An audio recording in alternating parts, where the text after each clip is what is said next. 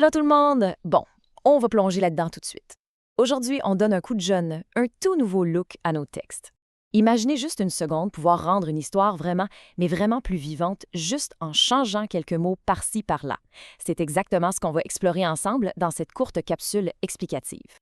Commençons par la vraie base. Un synonyme, au fond, c'est quoi? C'est super simple. C'est un mot qui veut dire la même chose ou presque la même chose qu'un autre mot. Pensez à l'exemple d'un vêtement et d'un habit. C'est la même chose.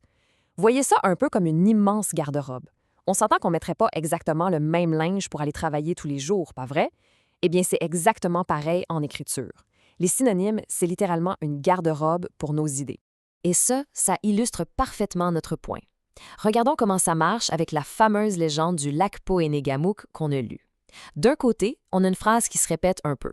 Ovide voit le monstre. Le monstre est gros. Bon, c'est correct, l'information est là, mais avouons que c'est un peu plate à lire. Maintenant, si on décide de changer de vêtement. Ovide voit le monstre, la créature est gigantesque. Wow!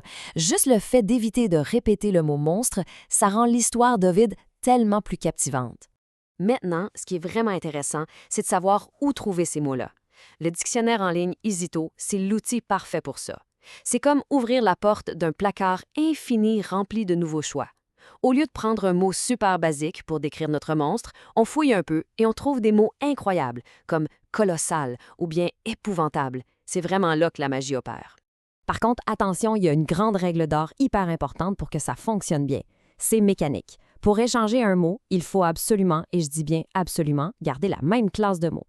C'est du un pour un, une pomme contre une pomme. On change un nom pour un nom, comme remplacer histoire par légende, un verbe pour un verbe, comme voir pour apercevoir, et un adjectif pour un adjectif, comme passer de gros à gigantesque. On ne mélange pas les pommes et les oranges. Alors, voilà, on a maintenant toutes les clés en main pour ouvrir cette magnifique garde-robe de mots. Pour le prochain exercice d'écriture, l'objectif, c'est de trouver une nouvelle tenue pour nos idées. On arrête de laisser nos textes porter le même vieux t-shirt usé tous les jours. Alors, la grande question pour terminer, quel nouveau mot va-t-on choisir aujourd'hui pour faire briller nos phrases? C'est le temps de l'essayer.